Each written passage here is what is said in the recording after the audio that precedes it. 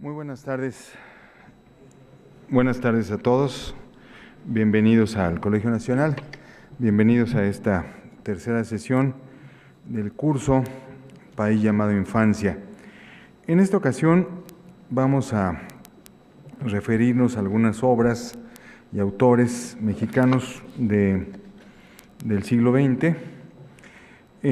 Vamos a ver al final de esta primera hora una adaptación cinematográfica de un cuento de José Emilio Pacheco, El viento distante, en el Parque Hondo, de su primer libro de cuentos. Ustedes ya han visto y se saben casi de memoria Mariana, por eso no la vamos a proyectar. Esta es una película mucho más extraña, menos conocida, por eso vamos a ver un fragmento. Son 3 cuentos, en este caso vamos a ver uno solo que tiene 22 minutos, titulado precisamente Parque Hondo, una combinación entre Parque Hundido y Parque México, como lo vamos a ver más adelante. La segunda parte de la clase vamos a dedicarla un poco a ir hacia atrás, a hablar de Los Olvidados, la película de Luis Buñuel, y vamos a ver un fragmento de la película, el final alterno que Luis Buñuel quiso, o que la censura quiso, y también el propio Buñuel en algún momento quiso colocar en su película. Yo quisiera preguntarles después, al final, si consideran que ese final feliz es el adecuado o tenemos que quedarnos con el final que conocemos de manera tradicional. Vamos a comenzar por hablar de un libro que yo tengo.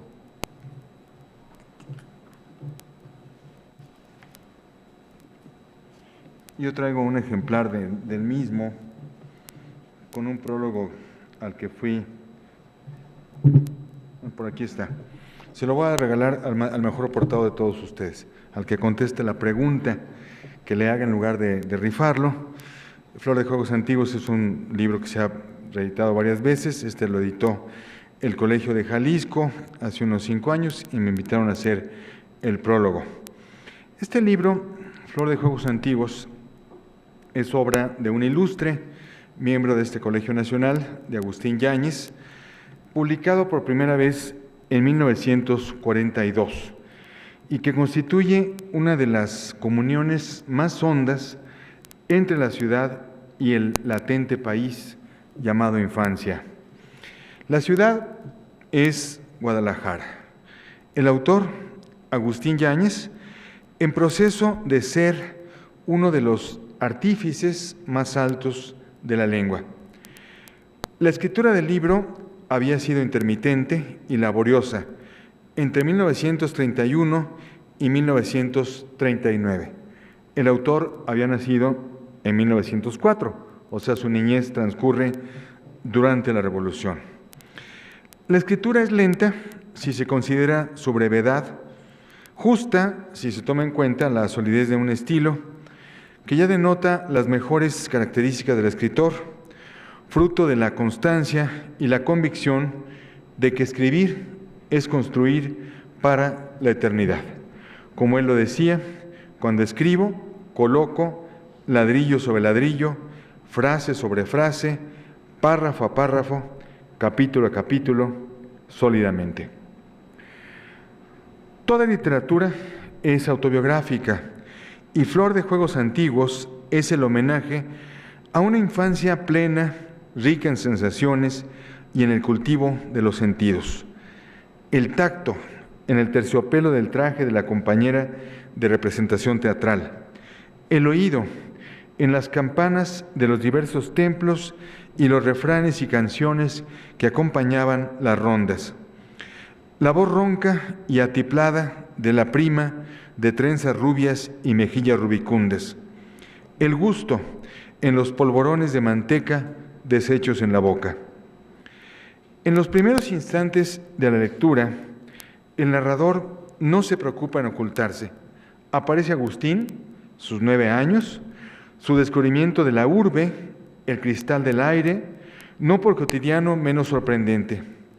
El orgullo de sentirse dueño de Guadalajara desde el campanario de una iglesia y desde las alturas hacer la cartografía emotiva, real e imaginada de su ciudad.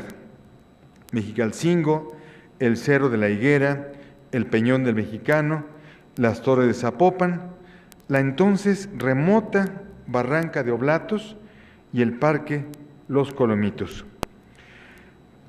Acuérdense que hablamos de una Guadalajara de los años 30, pero en las diversas acciones, cada una amplificada en aventura, desfila una galería de nombres y caracteres diferentes. Mangurico, Jerónimo Leal, apodado el Iguanodonte, el niño huérfano de padre que vuela un papelote más allá de las torres de catedral. Sabemos que es papelote, ya lo dijimos, pero aquí aparece el niño decía papelote. E imagina que llega hasta Analco y Agua Azul. Analco, un barrio de Guadalajara tristemente célebre por las explosiones de gas que tuvieron lugar hace unos 20 años. Y el Parque de Agua Azul, que todavía existe, ¿no?, como un espacio recreativo.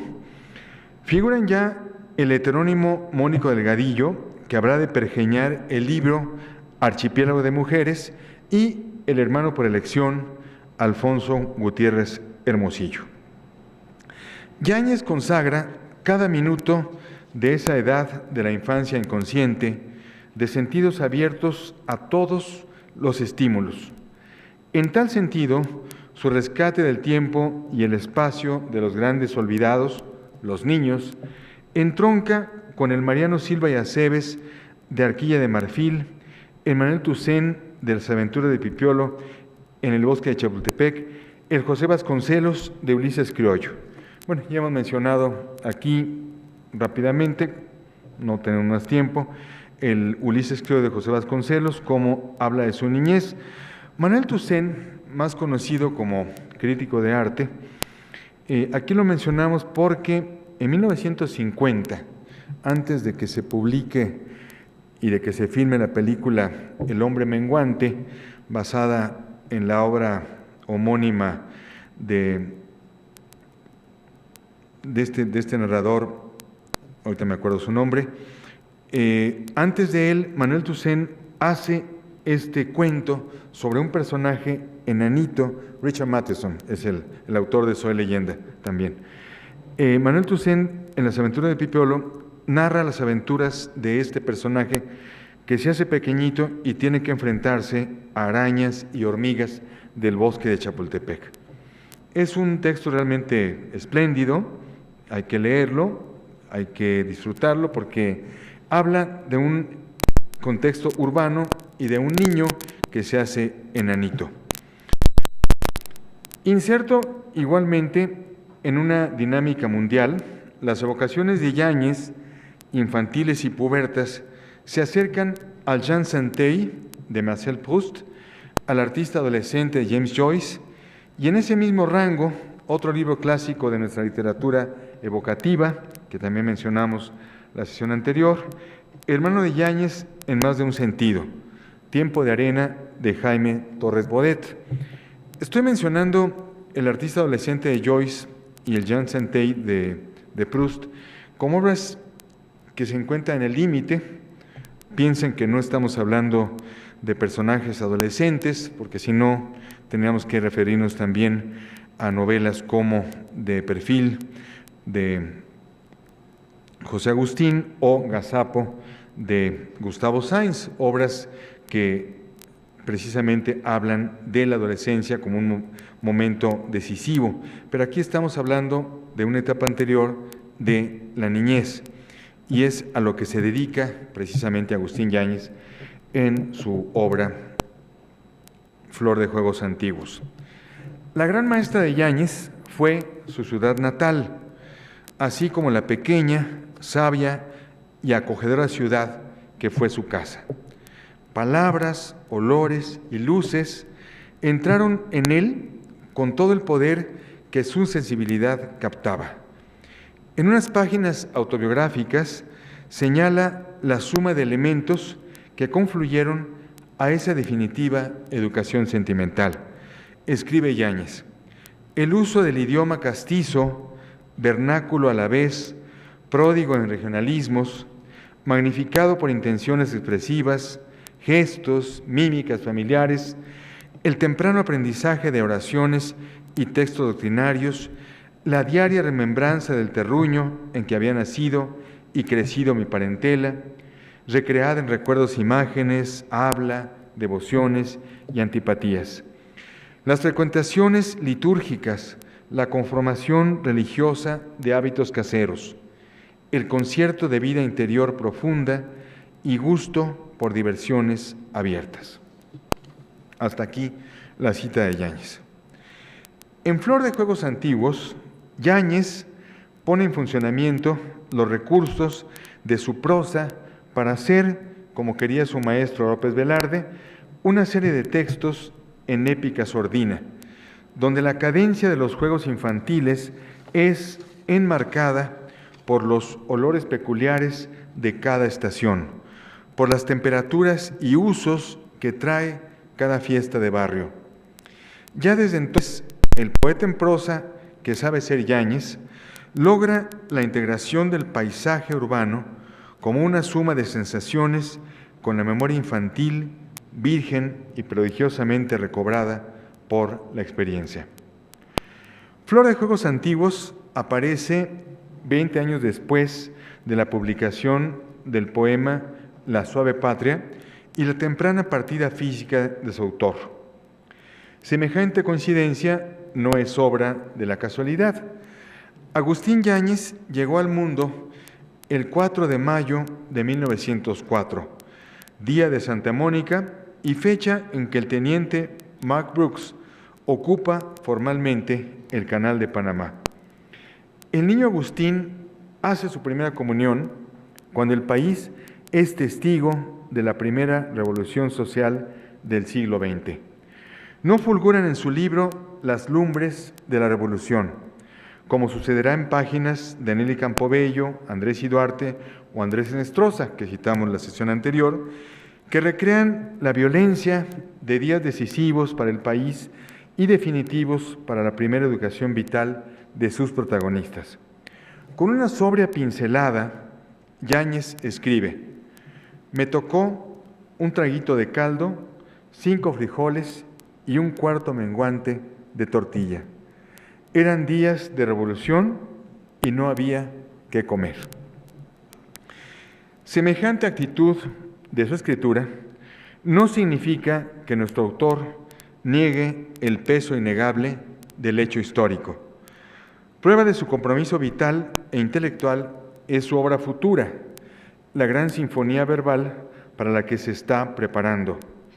Los capítulos que integran Flor de Juegos Antiguos reproducen la sintaxis del niño, su léxico particular, su presente perpetuo, porque el escritor, a punto de entrar en la selva oscura de la experiencia, tiene que saldar cuentas con el territorio de la inocencia, con el niño que siempre estará latente en él, pero del que es preciso e inevitable desprenderse.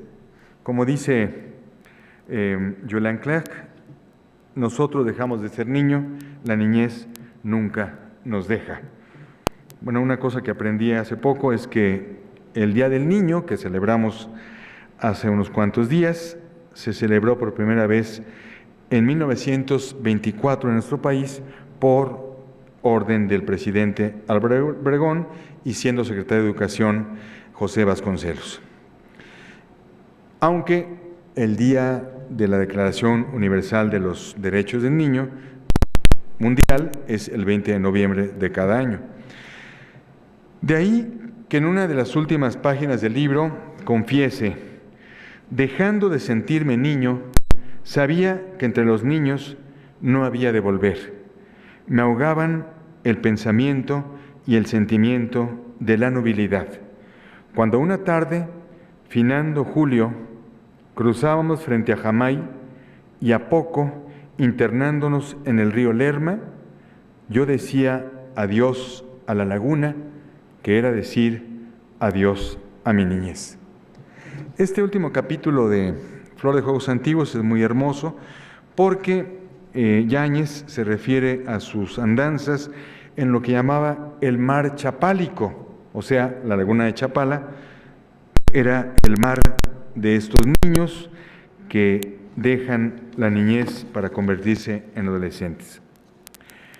Despedirse es un ritual y un privilegio. Para llegar a ellos, el autor de este libro, actor y testigo de sus experiencias, tiene que iniciarse en los diversos misterios de la existencia, evolucionar en sus hallazgos y pérdidas, en sus conflictos y epifanías. En cada una de sus páginas, transidas de vida y escritura, si somos afortunados, hallaremos fragmentos de nuestra propia infancia, cada día más lejana y cada día más próxima. Lo que les pido es que recuerden aquella frase que ya hemos mencionado, pero que es preciso recordarla a cada momento, la idea de William Wordsworth, en el sentido de que el niño es el padre del hombre. Bueno, este libro, como lo señalamos en su momento, aparece por primera vez en 1942, todavía el mundo se encuentra envuelto en una guerra mundial. El país tiene este gran desarrollo de economía de guerra que lo favorece a México, pero ¿qué ocurre mientras tanto con todos estos universos infantiles creados? Después nos vamos a referir en la segunda parte a Los Olvidados de Luis Buñuel, que se firma en 1950, al lado de otras muchas expresiones cinematográficas donde el niño aparece como personaje importante. En 1954 aparece un libro firmado por una muchacha, su primer libro, bajo el título Lilus Kikus. Es el primer libro de Elena Poniatowska y son las aventuras de una niña. El libro, por fortuna, hay una edición moderna, en editorial Era, que es esta, ilustrada por Leonora Carrington. Es un libro quizá no tan afortunado como los libros posteriores de la gran Elena Poniatowska, pero ya se notan los rasgos de su estilo. Lilus Kikus es una niña pequeña, casi minúscula, Es muy interesante cómo es una niña casi invisible. Los niños son seres invisibles, o se les obliga, o se les ha obligado tradicionalmente a ser invisibles, a no levantar la voz, a ser bien educados, etc. Y dice al principio de este cuento: un día decidió la mamá de Lilus llevarla a un concierto en Bellas Artes. Ese edificio bodocudo, blanco, con algo de dorado y mucho de hundido. Aquí podemos ver los rasgos del estilo futuro de Elena Poniatowska, un estilo irreverente, natural. Me gusta mucho que llame al edificio de Bellas Artes bodocudo, que le llame blanco, con algo dorado y mucho de hundido. O sea, una descripción donde el personaje niño habla como tal. Recuerden que hemos hablado cómo es muy difícil registrar la sintaxis de un niño y cómo el escritor lo intenta. Posteriormente a Lilus Kikus, que es un libro de 1954, el mismo año en que Carlos Fuentes da a la luz su primer libro de cuentos, Los días enmascarados. En 1957 aparece la novela de la gran Rosario Castellanos, titulada Balún Canán, que si bien es la historia de la lucha de clases en su natal Chiapas, estado de Chiapas, lo importante para nuestro tema es que todo está visto por una niña, la niña que es ella misma y que por supuesto aparece ficcionalizada en el texto. Por ejemplo, dice al principio, la niña que está, el recurso literario que utiliza Rosario Castellanos es que la niña escucha la historia de Balún Canán, la historia de sus mayores, en voz de su nana. Dice así al principio: y entonces, coléricos, nos desposeyeron, nos arrebataron lo que habíamos atesorado, la palabra, que es el arca de la memoria. Desde aquellos días arden y se consumen con el leño en la hoguera. Sube el humo en el viento y se deshace. Queda la ceniza sin rostro, para que puedas venir tú y el que es menor que tú y les baste un soplo, solamente un soplo. No me cuentes ese cuento, nana. ¿Acaso hablaba contigo? ¿Acaso se habla con los granos de anís? No soy un grano de anís, soy una niña y tengo 7 años. Los 5 dedos de la mano derecha y 2 de la izquierda, y cuando me yergo puedo mirar de frente las rodillas de mi padre. Más arriba no.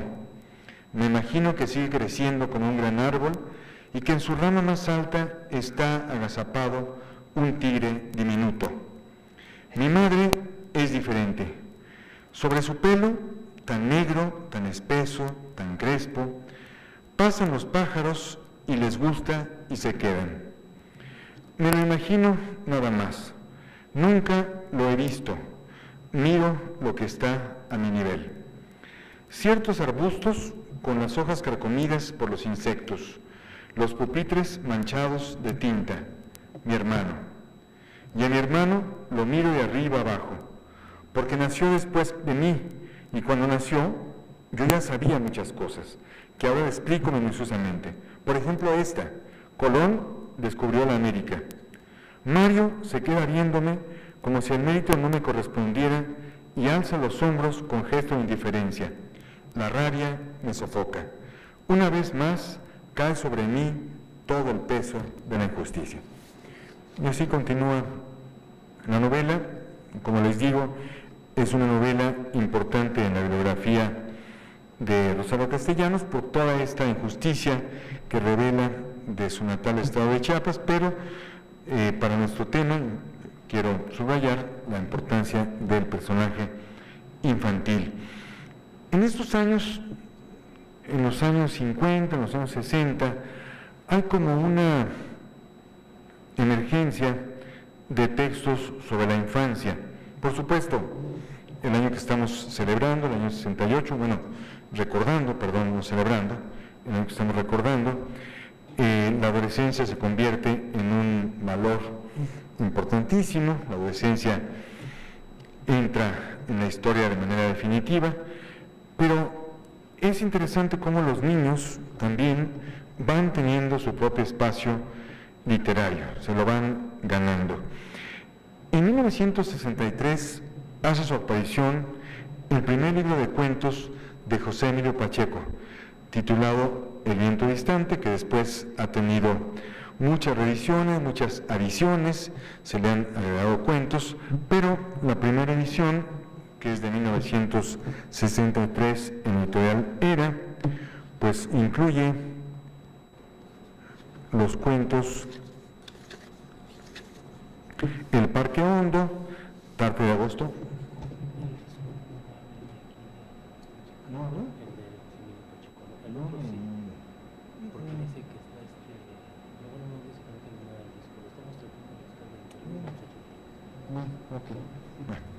Malas noticias que no está la película de José Emilio Pacheco, debía haber visto el otro disco, es que me lo pasaron y no revisé este material.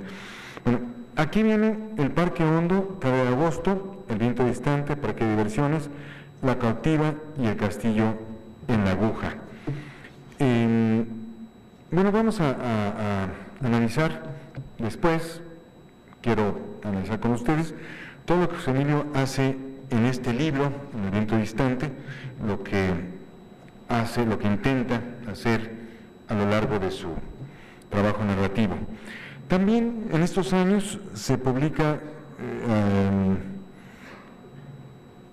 Cantar de Ciegos, de Carlos Fuentes, donde aparece el cuento La muñeca reina, un cuento muy importante en su bibliografía, porque es un cuento que también se relaciona con su novela mayor Aura, es un antecedente, como también había sido antecedente su cuento Tlactocatzine del Jardín de Flandes, donde aparece el fantasma de Carlota. Carlos Fuentes dice en una entrevista que una de las cosas que más lo impresionó en su visita al castillo de Chapultepec fue ver un retrato de Carlota ya anciana con su cofia de niña. Eso fue una imagen que le impresionó mucho. Por eso Tlactocatzine del Jardín de Flandes habla de este fantasma de Carlota que se aparece en una casa de la calle de Puente Alvarado, y posteriormente la muñeca reina, este personaje que recuerda, él está a punto de ser adolescente y se relaciona con esta niña llamada Amilamia, con la que tiene una relación, a pesar suyo, sentimental, no se da cuenta de cómo quiere a esa niña y cómo lo quiere esa niña a él, una niña que lo invita a jugar cuando él lo que quiere es dedicarse a leer. Es un cuento muy hermoso porque habla de ese reino que está a punto de ya no ser, y hay una adaptación cinematográfica bastante buena, en mi opinión, donde sale Enrique Rocha, Ofelia Medina, y haciendo el papel de Amilamia. Y finalmente, por supuesto, Aura, esta novela que, como les he dicho, muchos profesores de preparatoria mandan a sus alumnos a buscar la casa de Aura, a la calle de Donceles, cuando la calle el número que aparece en la novela, pues no existe en la realidad. También de estos años es un libro de cuentos muy injustamente leído, a pesar de que el autor ha sido reciclado, justamente vuelto a leer, que es José de la Colina, con un libro que se publica por primera vez en 1962, titulado La lucha con la pantera. Un libro que yo alguna vez tuve la primera edición, pero ahora, gracias a la maravilla de Internet, pues uno puede encontrar ese cuento. El cuento lleva por título, precisamente como el libro, La lucha con la pantera, y es una analogía entre los cuentos de Emilio Salgari, o Salgari, como dicen que se dice, pero nadie nos va a convencer de que no se dice Emilio Salgari, ¿no? Aunque se diga Salgari, pues nosotros siempre diremos Salgari. Y todos estos recuerdos de nuestras lecturas infantiles, el tigre a punto de saltar sobre el protagonista de la novela, lo compara el escritor José de la Colina con este momento en que un niño a punto de convertirse adolescente cita a una muchacha en una nevería y la pantera está a punto de saltar sobre él cuando él está a punto de decirle algo a la muchacha, algo que nunca le va a decir, ¿no? Déjenme leerles el final. Bueno, dijo ella, quedé en verme con Marta. Dijiste que tenías que decirme algo. Y de repente, quebrando aquel hechizo, solo para crear otro más vasto y oscuro, desencadenando un tiempo que parecía no tener límites allí, en aquel claro de la selva, la elástica forma negra se desprendió del árbol, alada silenciosamente, no como arrojándose hacia abajo, sino como si fuera a volar, y el cazador, totalmente indefenso, comprendió que solo una entre 1000 probabilidades tenía de salir vivo de la selva, y por un momento, antes de enfrentarse al abrazo mortífero de la fiera, y a sus ojos ardientes y a las silbantes garras sin piedad, y miró la sonrisa inmóvil de la princesa, y sonriente entre la pantera y él, y algo le hizo saber, cuando las garras cortaban ya su piel,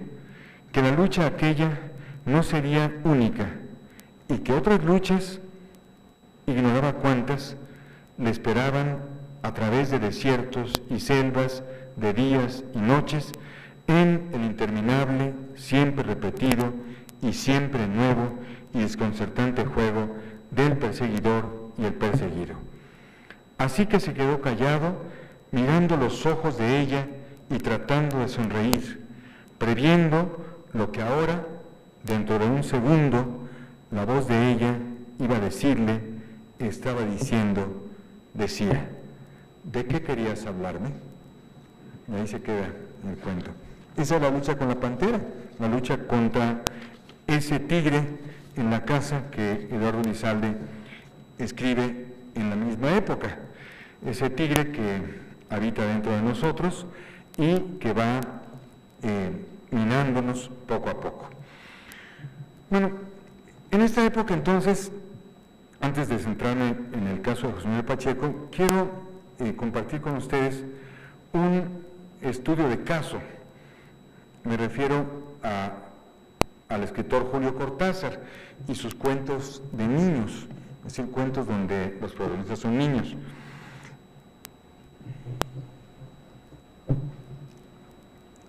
Y a lo largo de su extenso trabajo narrativo,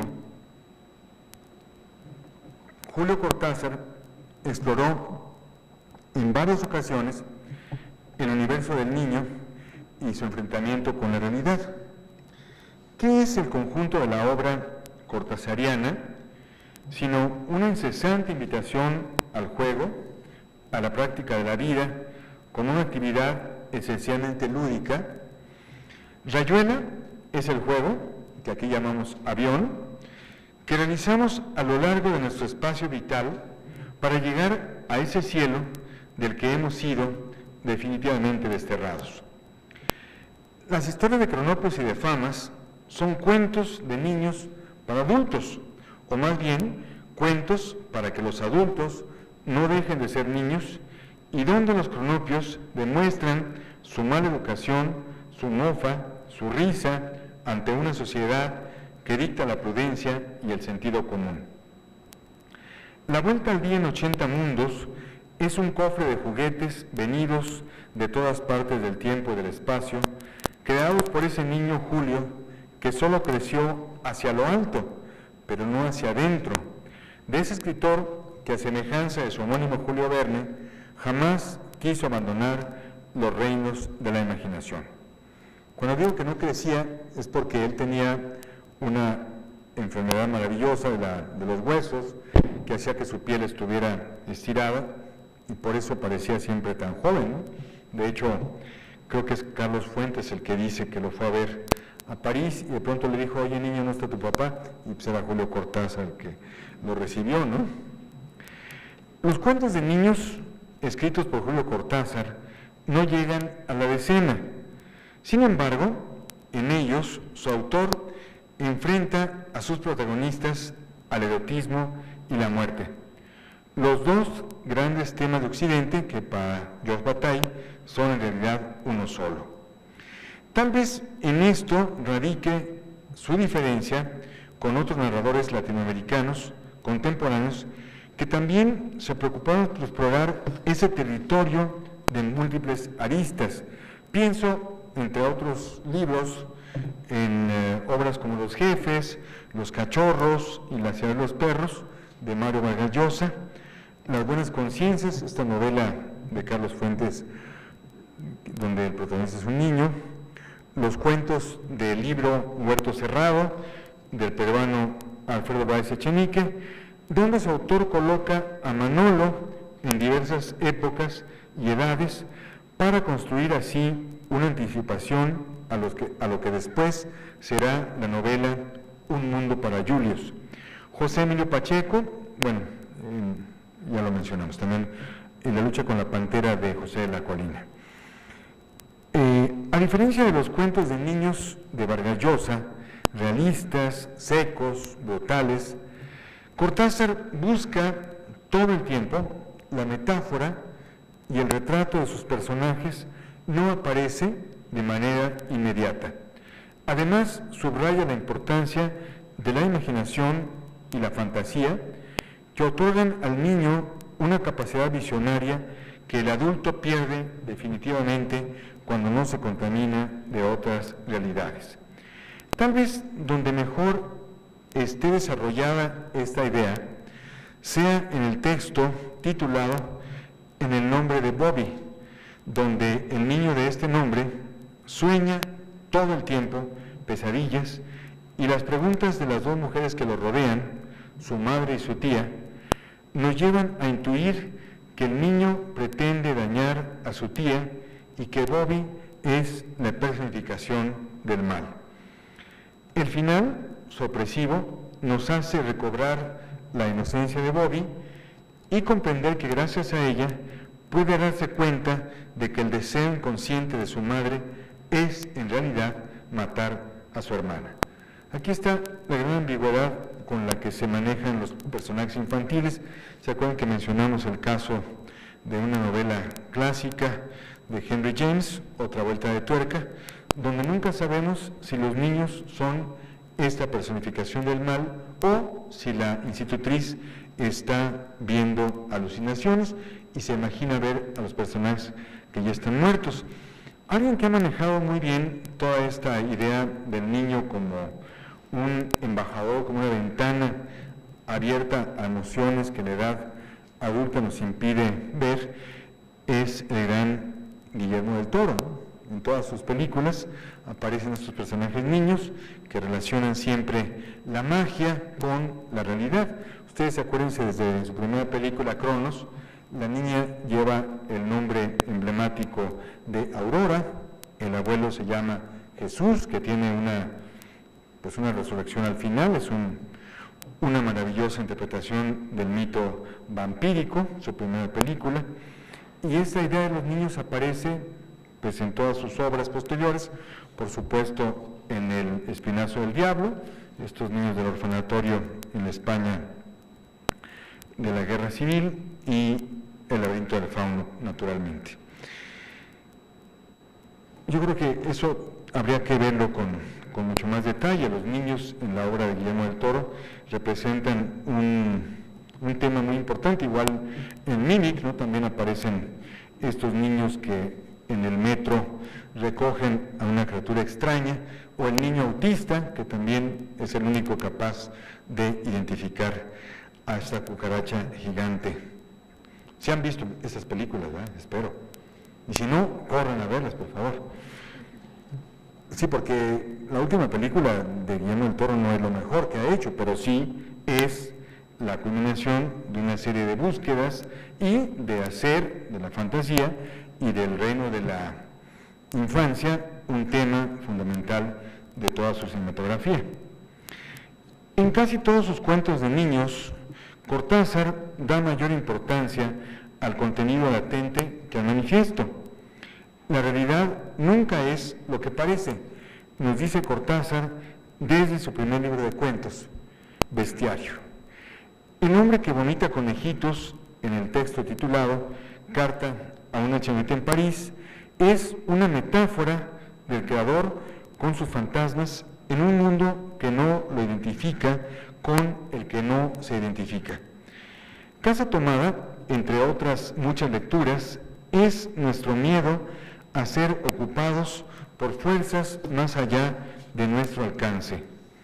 El cuento Después del almuerzo es un ejemplo claro de la preponderancia del contenido latente sobre el contenido manifiesto. Un niño lleva de paseo a un él cuya identidad jamás se explica de manera manifiesta. Emprendemos la lectura seguros de que se trata de un perro, pero después de la primera página nos damos cuenta de que un narrador hábil, como lo es Cortázar, no deja en vano de nombrar la identidad de él o de describirlo físicamente.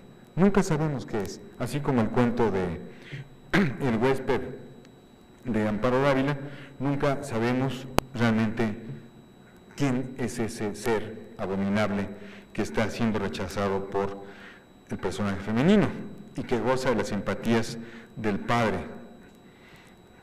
Recuerdo que cuando leí ese cuento en voz alta, dije que le pregunté a la escucha ¿qué es el personaje? Me dijo, un perro horroroso. Bueno, puede ser un perro, pero puede ser también lo demás. Entonces deducimos en este cuento titulado Después del almuerzo que él es el hermanito idiota de quien el personaje del cuento siente vergüenza de andar en la calle, subir al tranvía, cuidar de que no moleste. Al final de la lectura, que así es efectivamente. Pero la metáfora del cuento es el enfrentamiento del niño con un mundo hostil. Desde pequeño, el protagonista de Después del almuerzo sabe que el mundo mira con horror todo cuanto le parece antinatural y que él debe aceptar resignadamente la idea de normalidad dictada por el adulto. Esto nos recuerda lo que sucede con el protagonista de Las batallas en el desierto de José Emilio Pacheco, cuando él dice, bueno, tal pareciera que lo único natural en este mundo es el odio y no el amor que yo siento por la mamá de mi amiguito. Entonces eso es lo que le parece antinatural. Acuérdense que al niño lo llevan con el psicólogo, con el sacerdote, para que le quiten al diablo de adentro. Y entonces el personaje del cuento de Cortázar, de Después del almuerzo, el paseo por la Plaza de Mayo, se va a pasear por la Plaza de Mayo, que el niño anhela vehementemente por el aire y la libertad que le proporciona el hecho de descubrir el mundo por sí solo.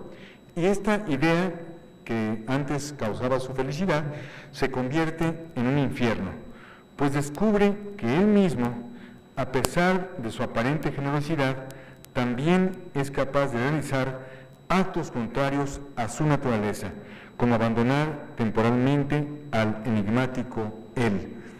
Lástima que no tengamos la película de José Emilio Pacheco, se los prometo para la siguiente sesión, porque allá aparece muy claro esta idea del enfrentamiento con la muerte y la certeza de que también un niño puede causar la destrucción de otra criatura viva. Eso aparece muy claro en este cuento de José Emilio Pacheco y también en este texto de Cortázar. Quizá uno de los mejores logros de los cuentos de Cortázar, los cuentos de niños, sea que al mirar a través de los ojos infantiles no llega a una criatura artificiosa, sino toma las realidades concretas que preocupan al niño y reproduce su sintaxis peculiar sin restarle fuerza al texto. El mejor ejemplo en este sentido es el cuento titulado Los venenos, perteneciente al libro Final del juego, donde Cortázar introduce recuerdos de su infancia en Banfield, como escribe en su prólogo a las obras completas de Roberto Arlt.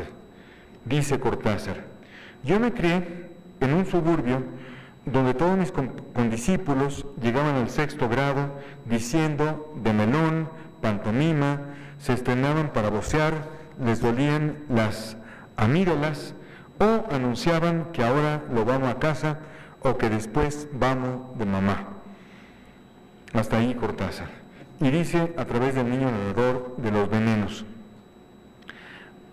al oír a mi hermana le dije a Lila que tenía que ir a ayudar a bajar la máquina y corrí por el callejón con el grito de guerra de Sitting Bull, corriendo de una manera que había inventado en ese tiempo y que era correr sin doblar las rodillas, como pateando una pelota.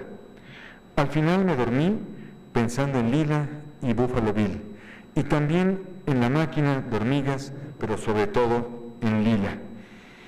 Hay en el relato dos hechos principales. Relaciona el protagonista con su amiga Lila, la llegada del primo de aquel, Hugo, y la adquisición de la máquina para matar hormigas, las cuales han socavado todo el terreno de la casa. Acuérdense cuando vimos la carta de López Velarde, cómo nos dábamos cuenta que las acciones de un niño son simultáneas. Un niño tiene emociones inmediatas y satisfacciones corporales, y al mismo tiempo las relaciona con sus necesidades emotivas. En este caso, el niño tiene la novedad de la máquina, pero también el enamoramiento con la prima, con Lila, y el enamoramiento con la amiguita y la llegada del primo Hugo. El niño, asombrado ante la llegada de la máquina, como varón que es, tiene el privilegio de ayudar a su tío a manejarla, así como Hugo le permite tocar su pluma de pavo real. Con ambos actos, el protagonista refuerza su universo masculino, donde las niñas no entran, y la vida se justifica con el aniquilamiento de las hormigas o la carrera con el grito de Sitting Bull y Buffalo Bill. La aparición de Hugo, el primo mayor, derrumba la endeble arquitectura de la masculinidad infantil. Admira a Hugo, pero siente celos de la preferencia que Lila demuestra por él. En el cuento de José Emilio Pacheco, Tarde de agosto, también aparece esta idea de los celos. Acuérdense que el personaje es un niño sin padres y de pronto tiene un enamoramiento con Julia, su prima hermana, su inalcanzable prima hermana, como dice él, la que cumplió 20 años esa tarde de agosto. Él es niño, él vive este heroísmo de sentirse personaje de la Segunda Guerra Mundial, lee todos los cuentos de Bazooka, y es terrible lo que le pasa. En la película aparece muy bien el desierto de los leones, aquí aparece en el cuento el bosque, pero a mí me parece que la adaptación cinematográfica está muy bien lograda. Sobre todo porque el niño se pierde en el convento y es el novio el que lo hace que se pierda en medio de las tinieblas, y al final ella se enoja, la muchacha, con el novio, y él, el personaje niño, pues se siente que su acto de heroísmo ha sido inútil ante la prima y ante la burla del novio mayor.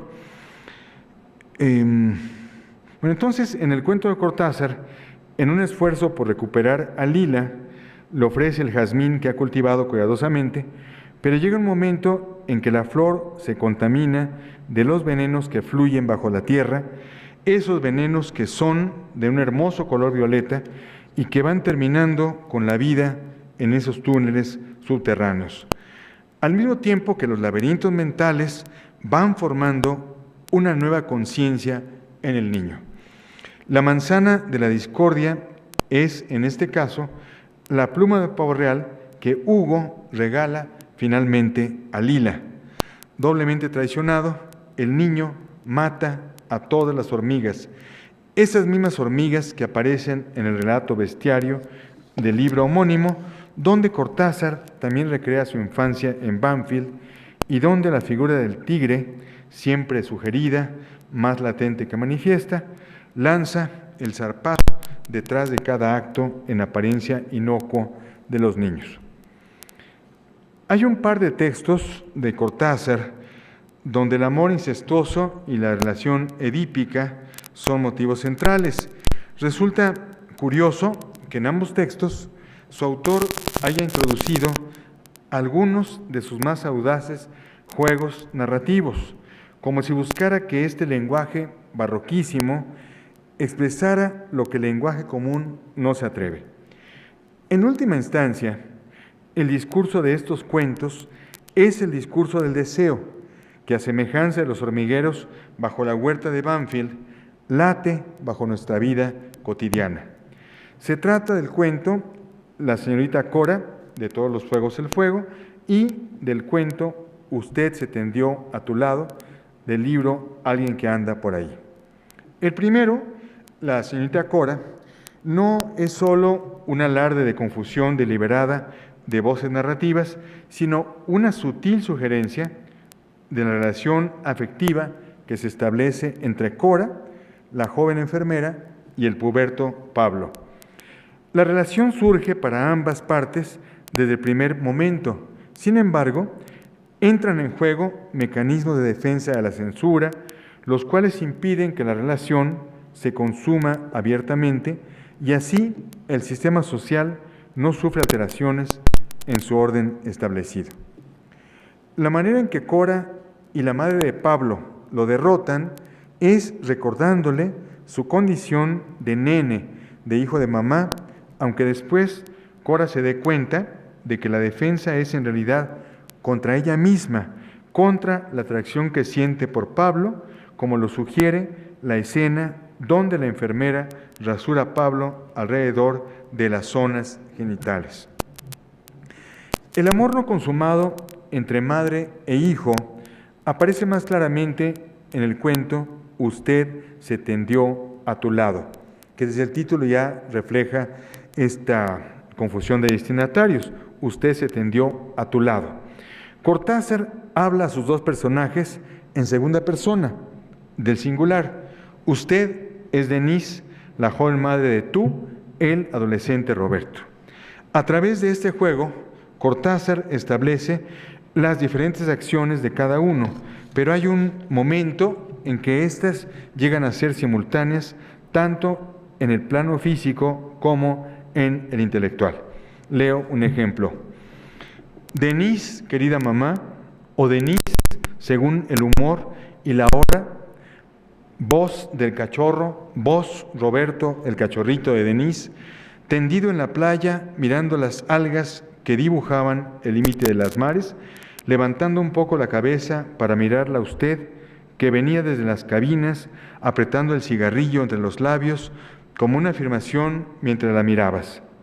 Usted se tendió a tu lado y vos te enderezaste para buscar el paquete de cigarrillos y el encendedor. No, gracias, todavía no, dijo usted, sacando los anteojos del sol del bolso, los anteojos de sol del bolso que le habías cuidado mientras Denise se cambiaba. Cortázar simboliza así, a través del manejo del lenguaje, la simbiosis incestuosa, como la llama Erich Fromm, en que viven Roberto y Denise, y cuya terminación ésta no puede aceptar.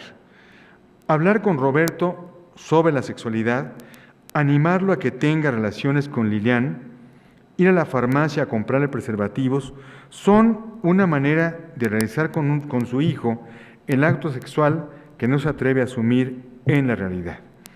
Denise está consciente de que el dilema es amar a su Edipo y que no puede asumir el fin de la etapa simbiótica donde Roberto y ella eran uno solo.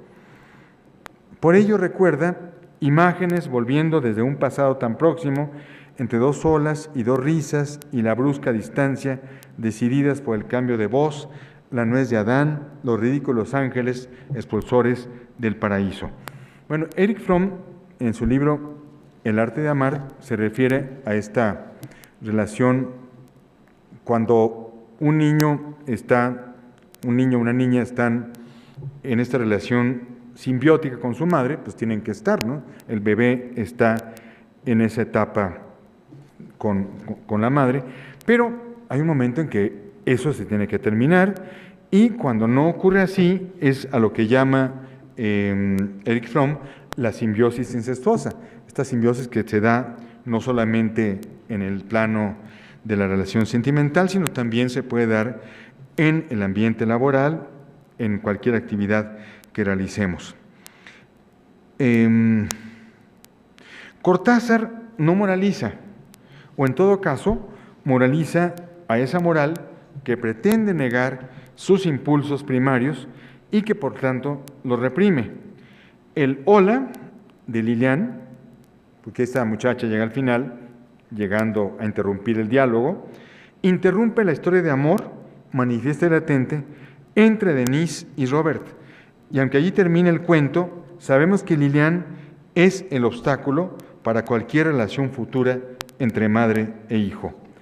Del mismo modo, el amor imposible entre Cora y Pablo se trunca por la muerte del segundo a causa de una sugerida peritonitis. Así, tanto el cuento La señorita Cora como el cuento Usted se tendió a tu lado, son esencialmente historias de un amor imposible que los protagonistas no se atreven a nombrar y que por tanto se manifiesta en hechos laterales. En su novela Las batallas en el desierto, José Emilio Pacheco resume esta idea a través de la conclusión de Carlos, lo que hace un momento cité de memoria. El amor es una enfermedad en un mundo en que lo único natural es el odio. Repito la frase de José Emilio. El amor es una enfermedad en un mundo en que lo único natural es el odio.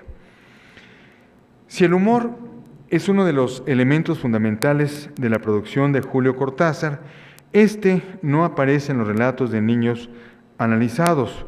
Cortázar parecía tomar muy en serio esa odisea infantil donde somos una y otra vez vencidos hasta comprender así que la vida es una sucesión de derrotas donde, sin embargo, el asombro nos hace recobrar por instantes la gracia perdida.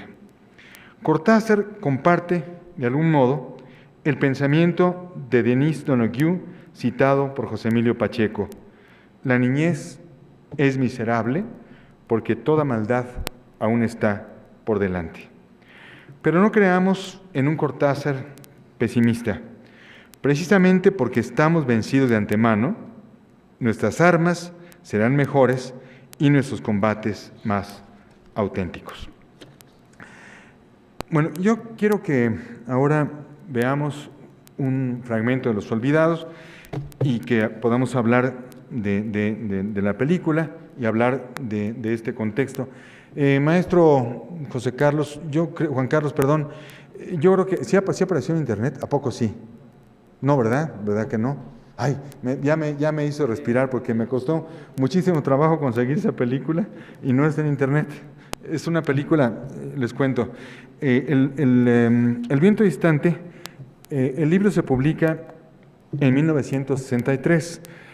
En 1965, Salomón Leiter, en un festival de cine experimental de la universidad, convocado por la Universidad Nacional Autónoma de México, decide filmar el cuento de José Emilio Pacheco, El Parque Hondo. O sea, él dirige Parque Hondo, el segundo cuento es Tarde de Agosto, que lo dirige otra persona, y el tercer cuento no está basado en un texto de José Emilio Pacheco, pero en mi opinión es el mejor, el más urbano, el que recoge todas las preocupaciones de los niños en los cuentos de José Emilio Pacheco, y el guión es nada menos que del gran Sergio Magaña. Entonces es un texto, una película muy bien hecha. Yo espero podérselas traer la siguiente semana. Yo los invito a que lean o relean el cuento, todo el libro de cuentos de José Emilio Pacheco, pero sobre todo El Parque Hondo y Tarde de Agosto, porque van a poder apreciar mucho mejor la película. Bueno, vamos a ver ahora un fragmento de Los Olvidados. Sobre todo me interesa que veamos, como les dije al principio, los dos finales. Uno de ellos es que ustedes conocen, bueno, supongo que la conocen la película. ¿Quién ha visto Los Olvidados? Ah, todos, qué bueno, qué bueno. La tienen entonces en la mente, la tienen y conocen ese final. ¿Cómo terminan Los Olvidados? A ver quién me dice. Muy feo. Ya respondió usted espontáneamente. ¿Cómo termina? ¿Cuál es ese final feo? Feo. No sé.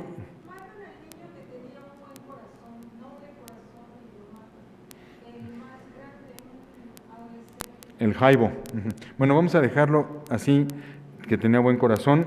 Eso es importante para el final alterno. Entonces, no sé si vemos el final alterno. ¿Este es el final alterno o es el final normal? ¿Cuál es este, don Juan Carlos? Bueno, pongan la escena y vemos. Esta es la escena normal. Este es el final que todos conocemos.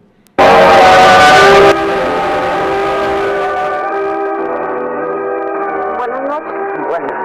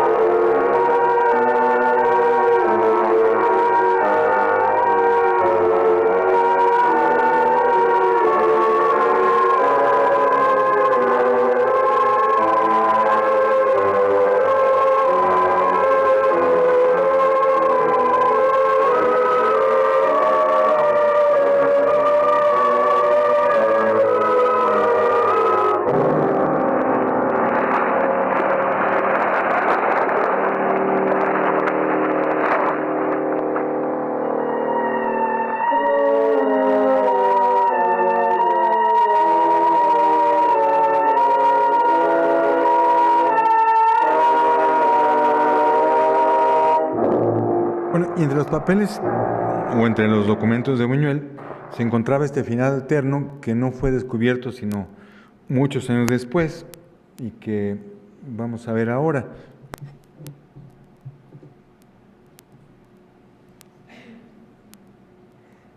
Bueno, la película, ustedes recuerdan que se filma a mediados del siglo exactamente, en 1950. Bueno, vamos a ver el otro final, ¿verdad? El final alterno.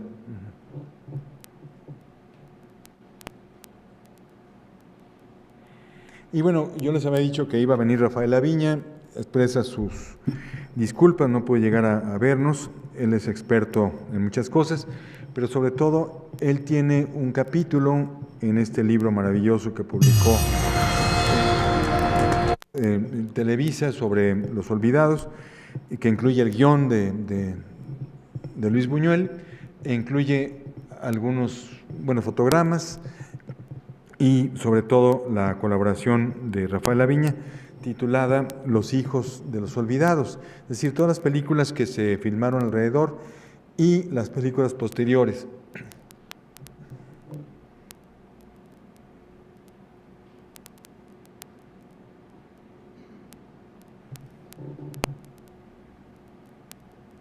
Bueno, ¿algo se atoró o no? ¿No pasa? Estaba teniendo problemas en la mañana con la película, no sé. ¿Sí se le está atorando, don Juan Carlos?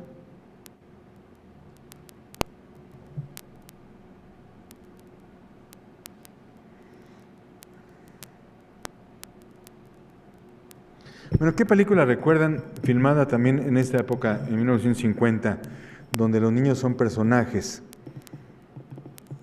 Otra vez, gracias al YouTube, gracias a las maravillas de la televisión, podemos ver, perdón.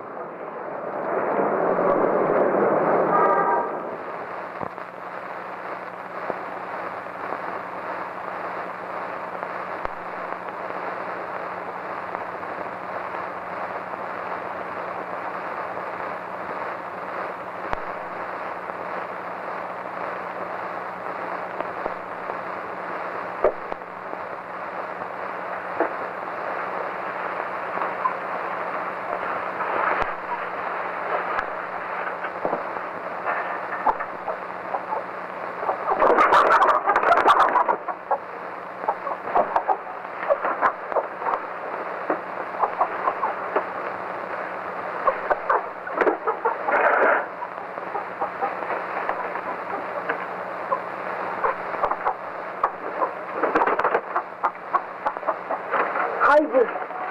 Desgraciado. Ahora sí me las van a pagar.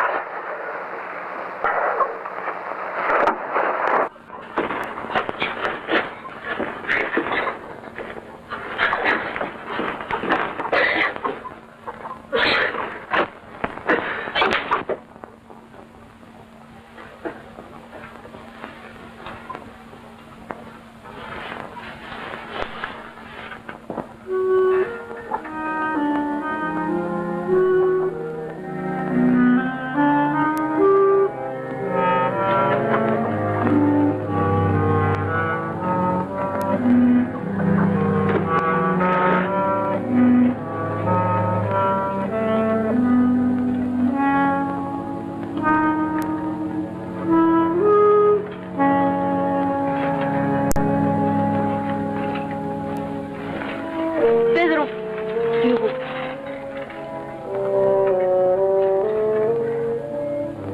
¿Qué te pasó? Me peleé. ¿Esto es tuyo? No, me lo dieron para ir a comprar una cosa. Tengo que ir a llevar el vuelto. Hace frío, ¿verdad?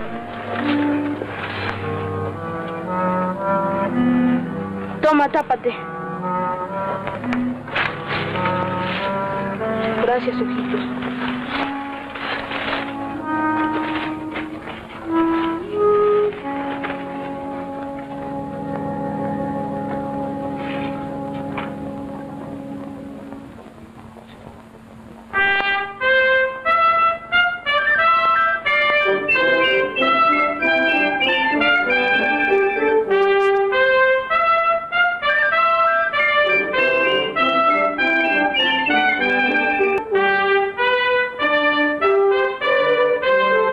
Carlos, ¿podemos ver las escenas del principio, la primera escena de la película? Quisiera volver a donde habla de la escena inaugural y la primera escena de la película, donde el Jaibo va por la calle.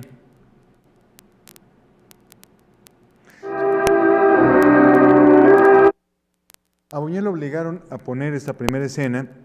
Acuérdense que la película, cuando se inaugura, dura una semana en cartelera, como duran todas las películas nacionales. Después, cuando triunfa en Cannes, pues ya regresa, la película se exhibe triunfalmente. A pesar de eso, tuvo muchos problemas Luis Buñuel en México, sobre todo porque se decía que él estaba denunciando cosas que la gente prefería ignorar. Como lo dice Rafael Aviña en su texto, lo dice de manera mucho más exacta, pero la cinematografía nacional hacía de los niños una fábrica de Kleenex. Eran películas verdaderamente abominables. Ustedes pueden ver El Papelerito o El Billetero, son películas donde los niños... Bueno, vamos a ver esto.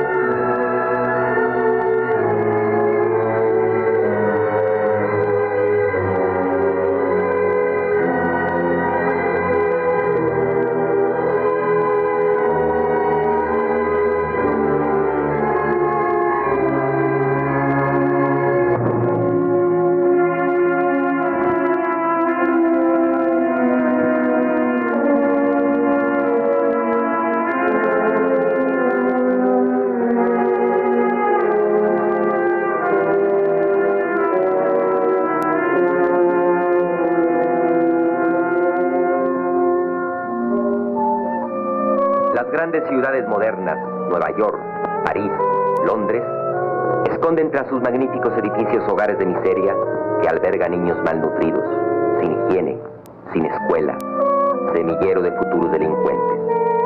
La sociedad trata de corregir este mal, pero el éxito de sus esfuerzos es muy limitado.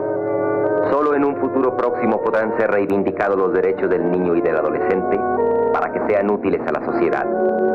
México, la gran ciudad moderna, no es la excepción a esta regla universal. Por eso esta película basada en hechos de la vida real no es optimista y deja la solución del problema a las fuerzas progresivas de la sociedad.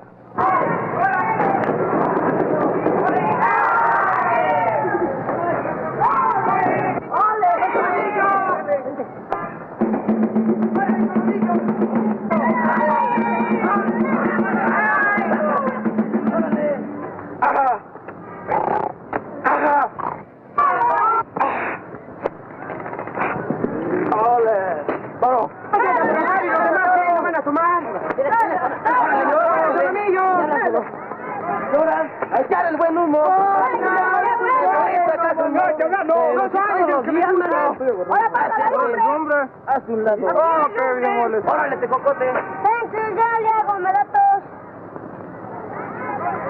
Yo tampoco, no me gusta. ¡Oh, tan grandote y tan gacho! Mariquita. Y además me tengo que ir a trabajar, hombre. El trabajo es para los burros. Pues ni modo, mano. Ahí nos estamos licenciando. Mira qué delicado. Párate. ¿Sabes a quién vi? No, ¿a quién? Al Jaibo. ¿Al Jaibo? Sí, se escapó de la escuela correccional. Oye, ¿quién es el Jaibo?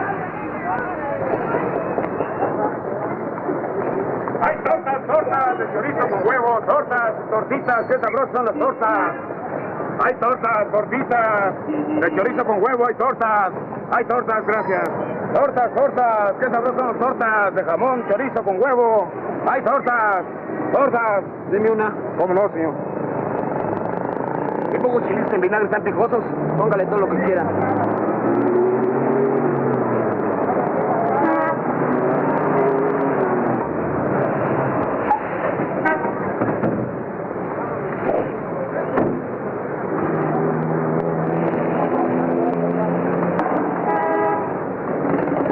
don Juan Carlos, muchas gracias. Bueno, quiero reflexionar con ustedes sobre varias cosas de la película. Buñuel, cuando llega a México, bueno, hace una serie de películas, no tiene mucho éxito.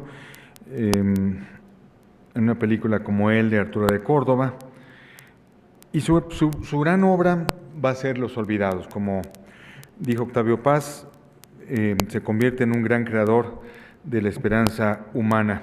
Y al principio, en voz del actor Alonso, ustedes escucharon este fragmento que lo obligaron a Buñuel a colocar, donde aparecen las grandes ciudades del mundo. Aparece Londres, aparece París, el París de Charles Dickens, el París de Oliver Twist, el París de los Miserables, que en el siglo XIX tanto Dickens como Víctor Hugo recrearon. Y por eso dice en la introducción el personaje, esta no es una película optimista. Cuando digo optimista es porque los hermanos incómodos, porque así los llama Rafael Aviña, de Los Olvidados, El Papelerito, el Billetero, pues eran películas lacrimógenas donde aparecía el niño, siempre, por supuesto, victimizado, pero siempre en un papel melodramático. Incluso de esta época, 1950, también es una obra como Víctimas del Pecado, dirigida por el Indio Fernández, por Emilio Fernández, y fotografiada maravillosamente por Gabriel Figueroa. Como dice alguien muy sabio, cuando el Indio Fernández se descuidaba, le quedaban bien las películas, y eso pasaba con Víctimas del Pecado, ¿no? A pesar de que ahí sale Poncenito, que es un niño que dan ganas de ahorcarlo, pero bueno, es un niño que pues se dedica a la mendicidad y vende periódicos y finalmente logra juntar para comprarle a su mamá unos zapatos usados y va a ver la Lecumberri, no lo dejan entrar. En fin, es una película donde el melodrama está a flor de piel. Y en la película que fragmentariamente vimos, pues no hay lugar para el perdón. Lástima es que yo quería ver la otra, la escena, no fue la escena final. En la escena original de la película, el Jaibo mata a Pedro, ¿no? Y después la policía lo mata a balazos. Es una escena muy impactante donde, acuérdense que el perro,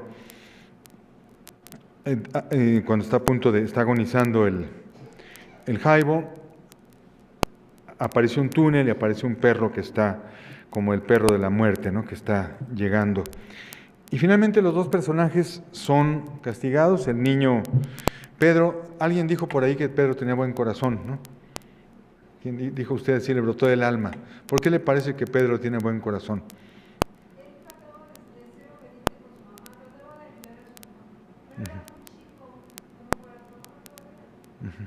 Bueno, trató de congraciarse con su papá. Por eso el final feliz, él regresa a la granja a devolver el dinero que el Jaibo le había robado. ¿Se acuerdan que el director de la correccional le da 50 pesos al niño, a Pedro, le dice, vayan a comprar unos cigarros, y entonces le dice el ayudante, ¿qué va a hacer usted? Bueno, pues si se va el niño habré perdido 50 pesos y habré fracasado en mi experimento.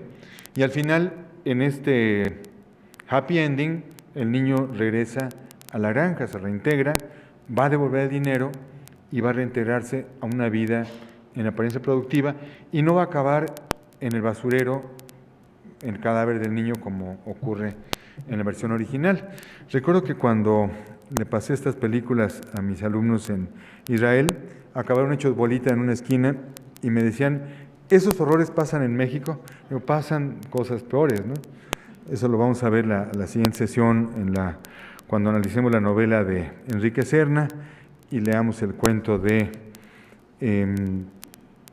Norma Macías, como decía Baudelaire, la vida, la ciudad, produce monstruos inocentes. Y estos niños son los olvidados en un doble sentido, olvidados por la sociedad, olvidados por el arte, olvidados por un sistema que los hace a un lado. ¿Quién es el solidario con Pedro al final en esta escena alterna? ¿Quién es solidario? El niño llamado el Ojitos. ¿Se acuerdan que Jesús Inclán dice, el Ojitos, qué apodo tan sin chiste te pusieron, ¿no? Le dicen, el niño que viene del universo rural es el que puede salvar y el que protege, el que se quita su jorongo para hacerle a Pedro, y él se tapa con periódicos, con papeles, ¿no? O sea, la solidaridad ejercida. Además, el niño, acuérdense que sobrevive en esta ciudad que tiene mucho de rural. O sea, ellos viven con los animales. Armadillo Fuentes y su familia viven en una casa, en una choza, que al mismo tiempo tiene junto los animales, y el niño, el Ojitos, pues se alimenta, tiene la habilidad para alimentarse. ¿Qué le da a la niña como amuleto? Un diente de un muerto recogido en un cementerio a medianoche. O sea, él tiene toda esta idea del pensamiento mágico frente a estos niños que no han tenido infancia y que han crecido endurecidos en la calle.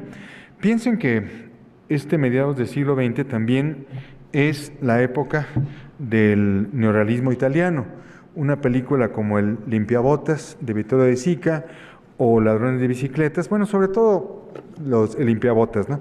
Estos niños que son acusados injustamente, que están obligados a delinquir de manera lateral, porque lo que hacen es pues ser los intermediarios de un señor que vende mercancía robada, ¿no? En realidad no son delincuentes, pero su permanencia en la cárcel los hace pues aflorar sus instintos. Ahora, es curioso, uno ve películas de Vittorio De Sica y parecen infantiles comparadas con el realismo de Los Olvidados. Los Olvidados es una película realmente brutal, donde no hay lugar para el humor sí lo hay de pronto, pero no para la piedad. Es una película implacable, donde los personajes acaban muertos por sus propias pasiones, en el caso de Pedro, el caso del propio Jaibo. Ustedes pueden vean por ejemplo no más que el billetero, El Papelerito. Es una película interesante porque al final quien muere es el muy joven, niño prácticamente, Fernando Luján, muere al final de la película. Bueno, ya les eché a perder la película, bueno, no importa porque es abominable la película. Y por supuesto sale la abuelita del cine mexicano, doña Prudencia Grifel, protege como gran protectora de los niños, y pues es la que los salva todo el tiempo. No puede salvar al niño, por supuesto, de la muerte, pero sí es la que los acoge y los salva de situaciones desagradables. Aquí hay una escena donde el Buñuel también trabaja de manera muy velada, pero la cuestión de la pederastia, cuando Pedro está mirando un aparador y se le acerca un señor muy elegantemente vestido, eso está muy solamente sugerido, ¿no? Pero la relación carnal entre la mamá de Pedro, Stella Inda, que mantiene su sexualidad latente, su sensualidad, y su relación erótica con el Jaibo. ¿Se acuerdan cuando el Jaibo pues destruye la vida de Pedro, no solamente en su honorabilidad, lo obliga a ser un delincuente, sino también se mete con su propia mamá? Bueno, vamos entonces a hacer un intercambio de ideas para redondear este tema. A ver, vamos, por favor, quiero escucharlos a ustedes.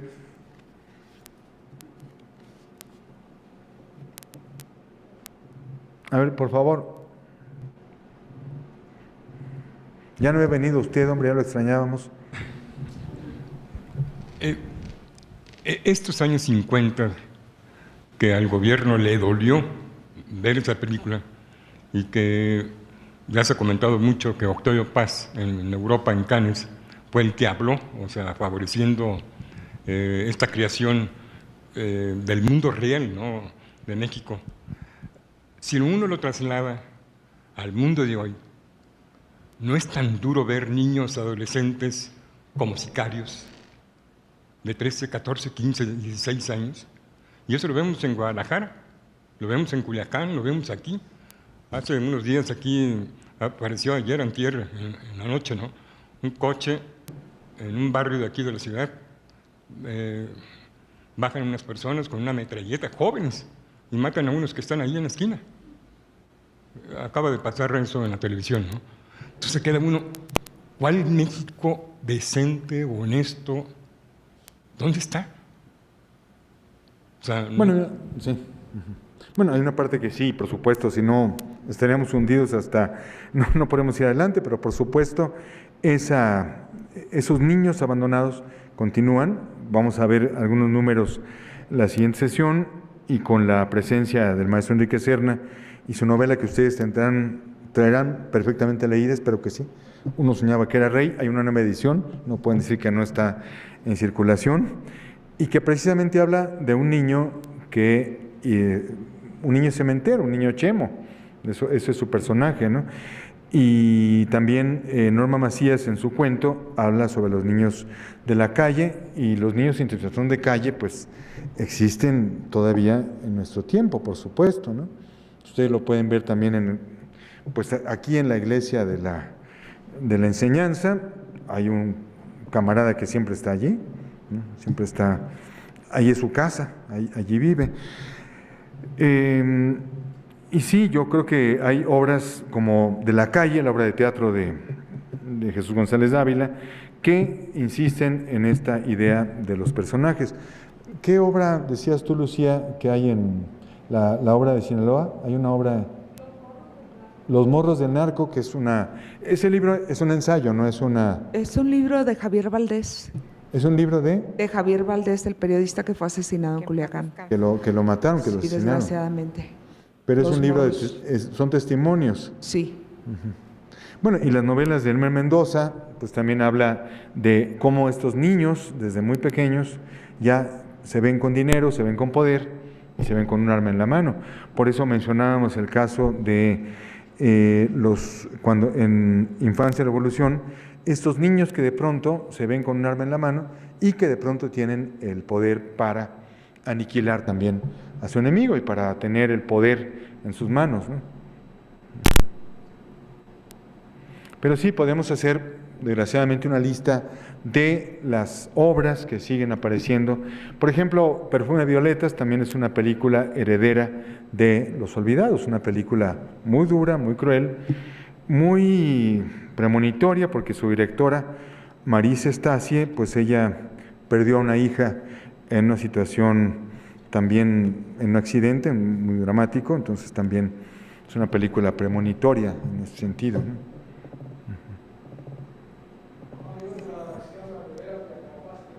Todas esas, ¿sí? Sí, se podría hacer una lista de todas esas películas. Vamos a ver la siguiente sesión con Enrique Serna, todas estas hijos de los olvidados, ¿no? Que no son los hermanos incómodos, como lo fueron en su tiempo todas estas películas de las que he hecho rápida mención, ¿no? El papelerito, el billetero, o Víctimas del Pecado, que es una película que a mí en particular me gusta mucho, porque como les digo, es una película que a pesar de su melodrama terrible, pues logra unas escenas maravillosas. Ahora también dice al principio Luis Buñuel en los créditos que todos esos personajes son auténticos. Acuérdense que recuerdo una película de Cantinflas como cuando habla del cuerpo de policía, dicen, esta película no se refiere al cuerpo de policía de la Ciudad de México, que es honorable y es digno de toda confianza. Esto podría pasar en cualquier parte del mundo. O sea, lo dicen para curarse en salud. Eso no sucede con las películas de Buñuel. Buñuel sí dice, mis personajes son auténticos.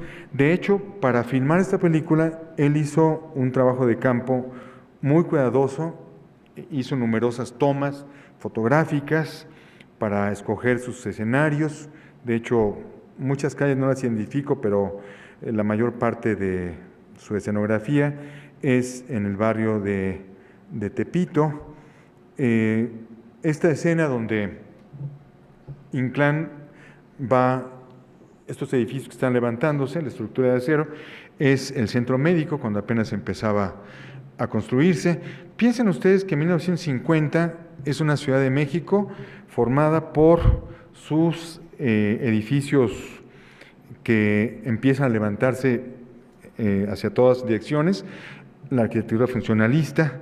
De hecho, esto lo podemos ver muy bien ilustrado en la novela de Rodolfo Usigli, Ensayo de un crimen, donde una ciudad aparece constantemente en proceso de construcción, o en el cuadro de Juan O'Gorman, titulado La Ciudad de México desde el Monumento a la Revolución, donde ustedes pueden apreciar una urbe con todos sus templos tradicionales, pero también sus edificios que comienzan a invadir el horizonte. Como bien lo dice Rubén Bonifaz Nuño en un poema de Los demonios y los días, mi ciudad ha cambiado en unos cuantos años, se estira para todas partes, crece para donde quiera.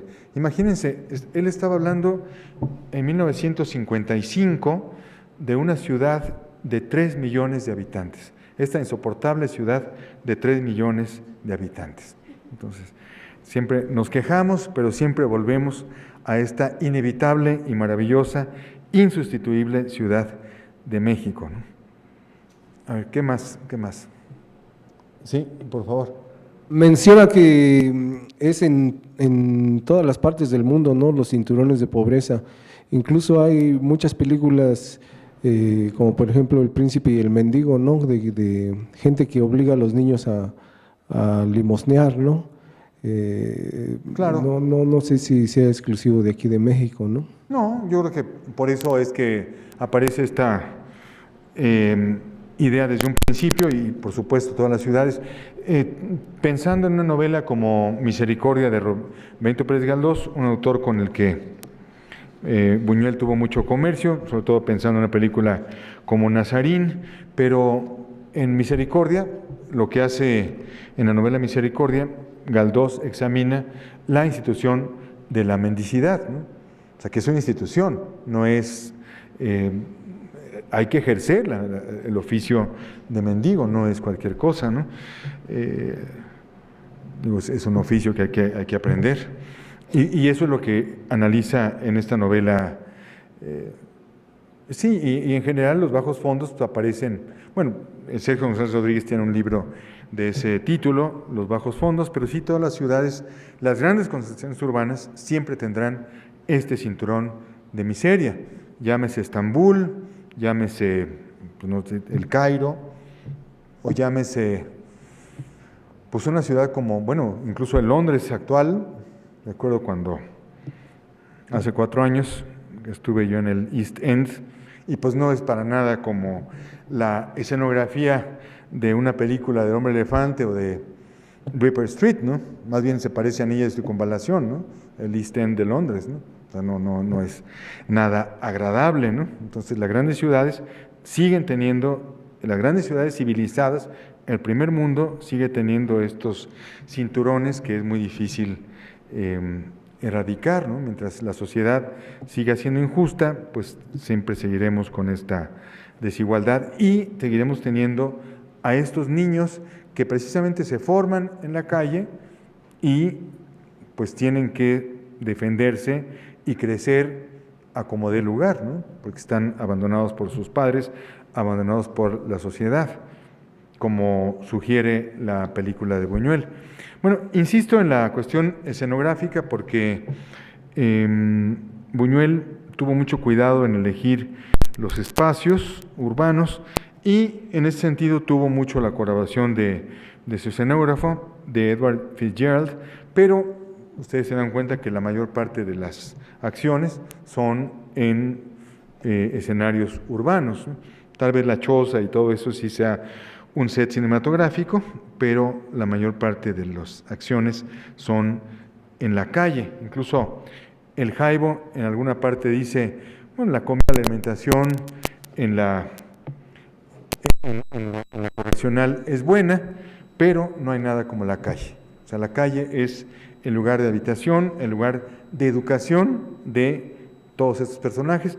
Ya sé que la palabra educación hay que tomarla con pinzas, pero es el lugar donde ellos se crían y donde ellos aprenden también a defenderse, ¿no? Por eso es que cuando usted señala que Pedro tiene buenos sentimientos, bueno, está en vías de abandonar el "usted no me quiere", que es tan famoso en la película, ¿no? Que cuando él quiere ser querido por su mamá, quiere ser bueno, como si lo son sus hermanitos, que todavía no están en esa época de inocencia, donde la satisfacción material se da de manera inmediata y cada vez van siendo otras las necesidades del niño. Y por supuesto, Pedro pues goza de su libertad, pero también estoy pensando en esa escena cuando se relaciona con los ojitos, que es una de las escenas que más me gustan de la película, cuando le dice "¿tienes hambre?" y el niño le dice "el ojitos, mucha". Entonces le dice "¿tienes dinero?". El niño campesino le da lo que tiene y va a comprar unos bolillos. ¿Se acuerdan de esa escena maravillosa? Donde parece que se ve escapar el niño con el dinero y regresa. Entonces ahí sí se ve la solidaridad, pero sobre todo la solidaridad de los de abajo, ¿no? Que finalmente también es una solidaridad que se da en el nivel de cuando al principio de la película se reparten cigarros. Los cigarros también son una forma de camaradería. La palabra hermano, mano, pues viene de allí, ¿no? Es esa solidaridad del amigo, recuerdo cuando en la Academia Mexicana de la Lengua, la definición del diccionario decía "chavo banda", joven que se une para delinquir. Eso no es cierto. El joven se une para encontrar identidad y para buscar una fraternidad. O sea, el chavo banda, en principio, eso es lo que hace, ¿no? Busca a otros iguales a él para juntarse, para encontrar la fraternidad, no para delinquir, ¿no? Eso ya es una consecuencia, ¿no? Pero inicialmente es la hermandad, la fraternidad. Y eso creo que aparece mucho en la película, también la fraternidad de los desposeídos. Creo que alguien de ustedes también señaló que el Jaibo era mayor, claro, era de adolescente, ¿no? ¿Usted quiere decir algo?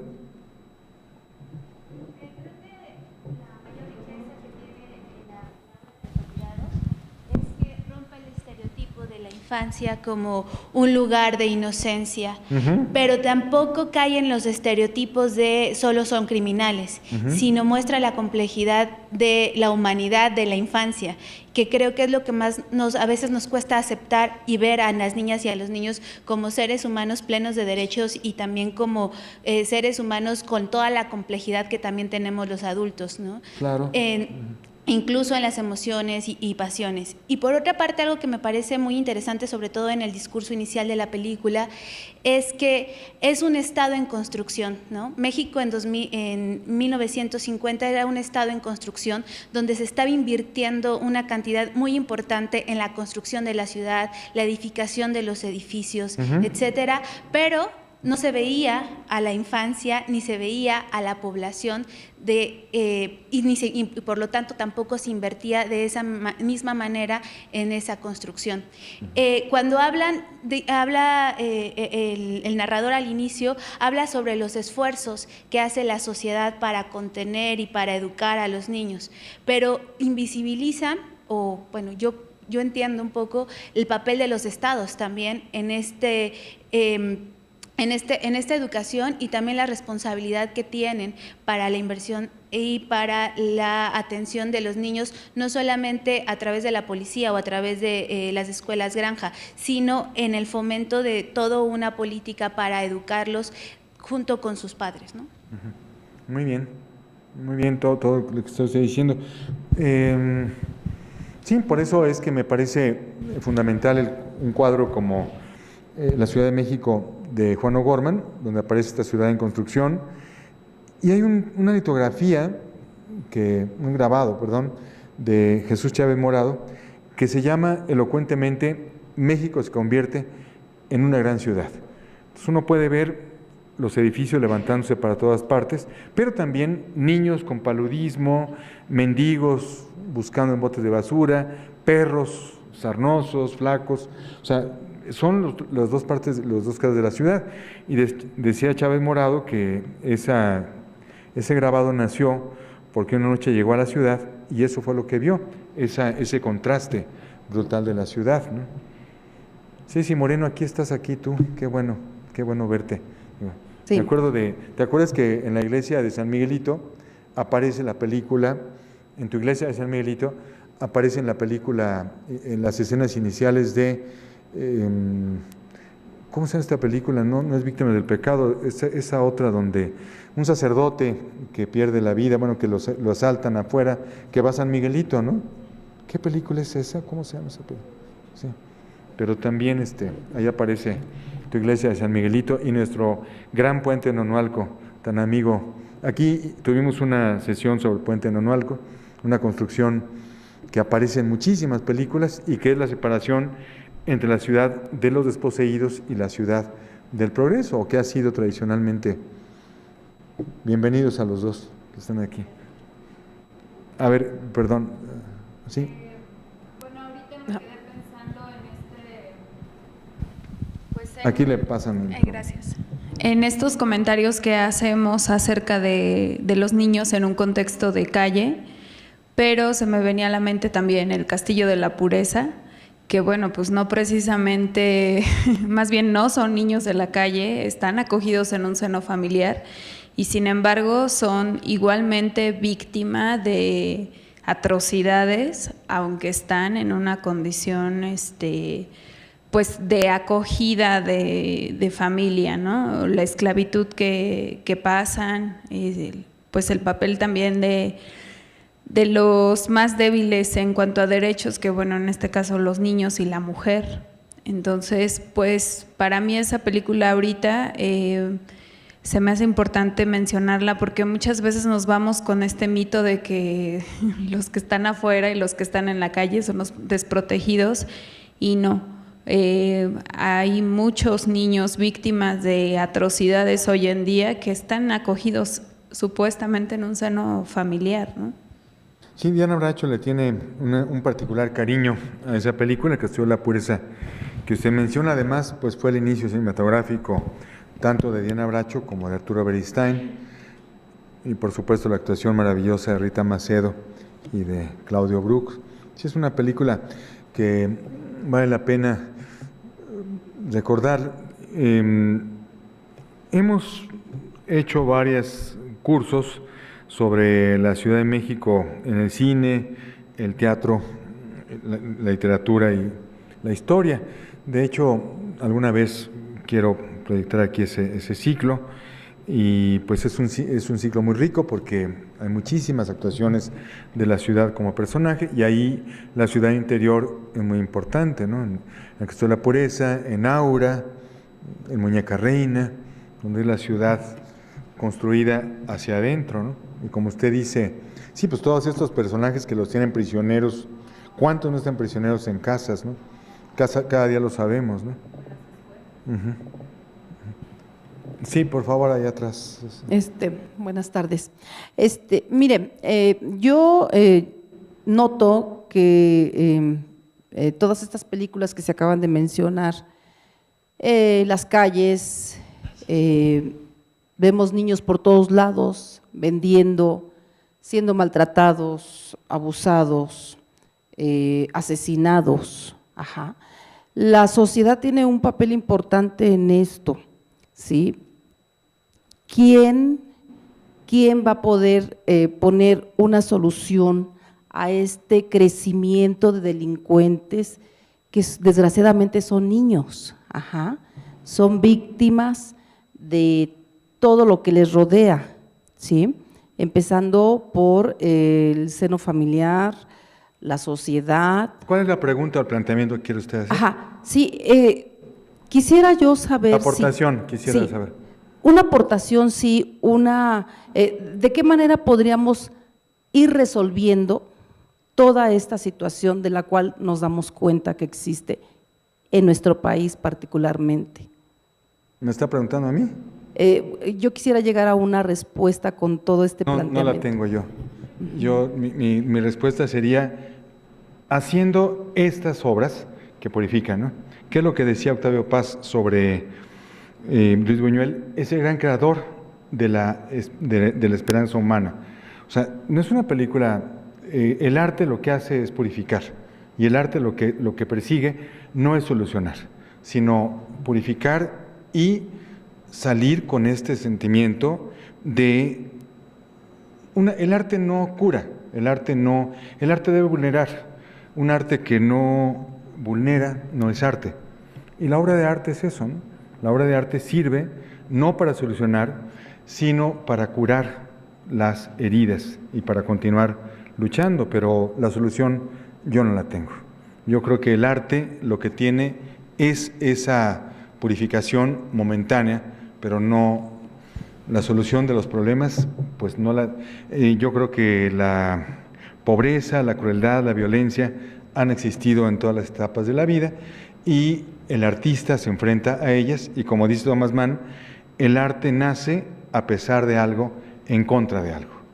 Y por eso es que Los Olvidados es una gran obra de arte, por eso es que Los Olvidados forma parte del patrimonio de la humanidad. Ustedes saben que hace unos cuantos años la película Los Olvidados ingresó al archivo de la UNESCO del Patrimonio de la Humanidad, junto con otras obras fundamentales, ¿no?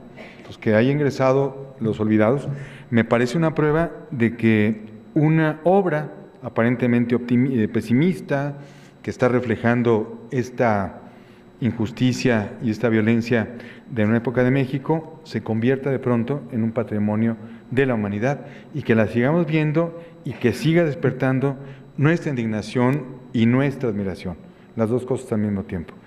A ver, una pregunta aquí, por favor. Sí, buenas noches. Sí, durante su exposición no pude dejar de pensar en un escritor marroquí, curiosamente con la novela El pan a secas, y es interesante, y ahí es donde recordé esa frase que nos acaba de decir, donde el niño es el padre del hombre. O sea, prácticamente como su historia de vida, sobre todo la de niño, porque fue violado, acabó condenando al futuro escritor. Entonces, esta novela El pan a secas no se traduce al árabe hasta 15 años después. Incluso hay una anécdota donde dice que como él era analfabeta, entonces no podía escribir. Entonces se la contó a Paul Bowles, que la llevó al inglés. Entonces es interesante cómo esta novela hoy en día todavía sigue siendo marginada en la sociedad marroquí, o sea, y hasta el 96, 20 años después, es traducida a la lengua española. ¿Usted es marroquí? Sí. Entonces, porque hay una película, El Callejón de los Milagros, está basada, es una película de Salma Hayek, está basada en una novela de marroquí. No, esa es la de Naguib Mahfouz. Sí, El Callejón de los Milagros, ¿no? Sí, es de Naguib Mahfouz, el egipcio. Egipcio, sí, claro, claro. Sí, pero no, pues esto que está mencionando usted es muy interesante, claro. Y así hay muchas obras que están marginadas o prohibidas porque no. Bueno, entonces, pues usted tiene el reto de traducir al español, ya que habla tan buen español, traduzca usted al español. ¿Y qué anda usted haciendo por aquí? No, bueno, pues muy bien, bienvenido. ¿Alguna otra? Por favor. A ver, creo que acá está el micrófono. Aquí el micrófono se lo piden.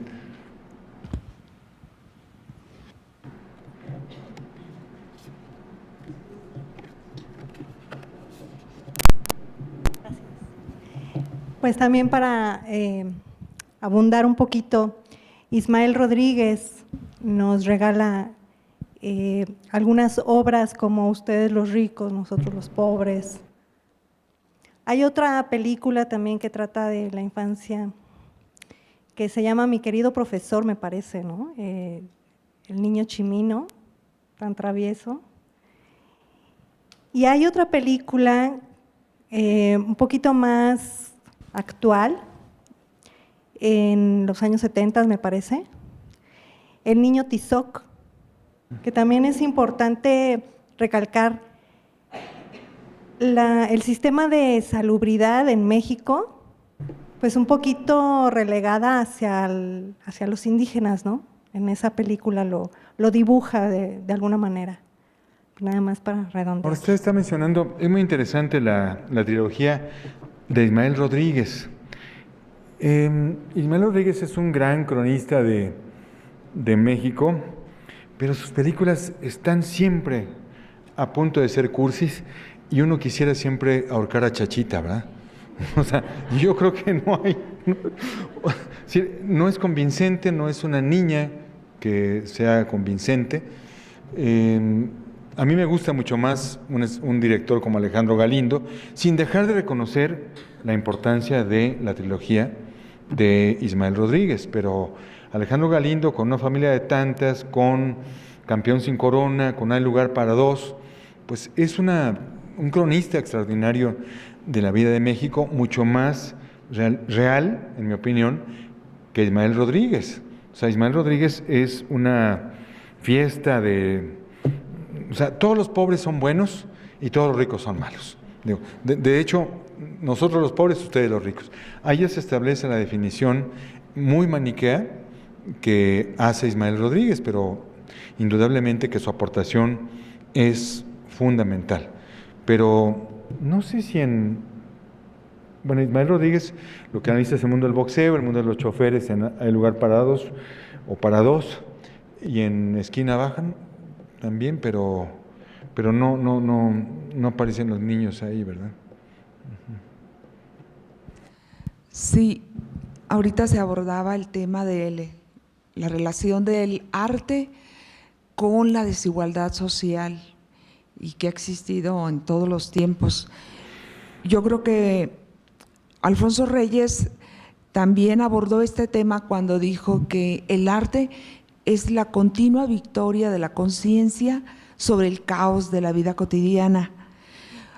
Y tenemos aquí a unas cuadras el Museo de Memoria y Tolerancia, donde precisamente un artista, Jan Hendricks, coloca 20,000 piedras de cristal en memoria o para honrar a los 2 millones de niños que han sido asesinados, según los archivos que tiene este museo. Y es impresionante ver la reacción de las personas que van haciendo el recorrido por este museo, que precisamente está frente al hemiciclo a Benito Juárez, ¿no? Entonces, yo creo que la infancia es ese potencial perdido en memoria de los niños asesinados y que siempre hay que tener presente, ¿no? Y qué bueno que hay este tipo de expresiones en el arte, como una de ellas sería Los olvidados de Luis Buñuel, porque en realidad hay tanta urgencia de dar voz a los que no tienen voz, que era lo que decía Javier Valdés. Yo quiero dar voz a los que ya no la van a poder ejercer, ¿no? Gracias. No, al contrario, Lucía, muchas gracias. Es que estaba pensando en esta cuestión, ¿cómo se logra purificar? ¿Cómo se logra exorcizar el horror? Pues a través de una obra de arte que realmente eleve el espíritu y no que nos deje hundidos, ¿no? Por eso es ejemplar Yad Vashem, el santuario Yad Vashem en Jerusalén, que conmemora, que recuerda a todos los muertos en el Holocausto. Es un lugar místico, maravilloso, donde uno sale con una paz espiritual realmente reconfortado, ¿no? Yo me acuerdo que yo iba a correr por ahí y veía un monumento que no ubicaba muy bien, cerca del cementerio militar. Después me di cuenta de que era un vagón de tren que a un judío, un vagón lo impresiona muchísimo, le recuerda horrores del Holocausto, del transporte rumbo a los campos de exterminio, pero al lado de ese monumento, de ese vagón, está Yad Vashem, que es un lugar realmente maravilloso, una demostración de cómo el espíritu humano ha logrado sobreponerse a ese horror y ha podido hacer una expresión artística y espiritual de ese horror. Yo creo que por eso, ahora que enfrentamos tanta violencia y tanta crueldad, no hay que montarnos es muy fácil montarnos en el tren de los desaparecidos, como pasaron en el caso de los 43. Yo creo que lo que hay que hacer es precisamente recordarlos de una manera mejor. ¿Y cómo hacerlo? Es un poco para responder esta meditación que usted se hace, pues a través de una creación que demuestre que el espíritu humano es superior a esa violencia, ¿no? Yo creo que es la única forma. Recuerdo que ahorita me estaba acordando de Margot Glantz, cuando un secuestrador, un falso secuestrador, porque era una falsa alarma, no era cierto, pero le dijo: aquí tenemos a tu hija y danos tanto dinero. Y la primera reacción de Margot Glantz fue: ¿por qué me habla usted de tú? Claro, y eso lo dice un prisionero judío, se lo dice a alguien que lo está torturando. Tú me puedes torturar, pero no me puedes quitar mi respeto, ¿no? No me puedes faltar respeto, me puedes matar, pero faltar respeto nunca. Entonces esa respuesta de Margot Glantz me parece maravillosa, ¿no? ¿Por qué la van a despojar de ese mínimo trato que merece una dama, ¿no? Bueno, pues aquí lo dejamos. Entonces, yo les agradezco mucho su atención y nos vemos en la próxima sesión para ver a Enrique Serna.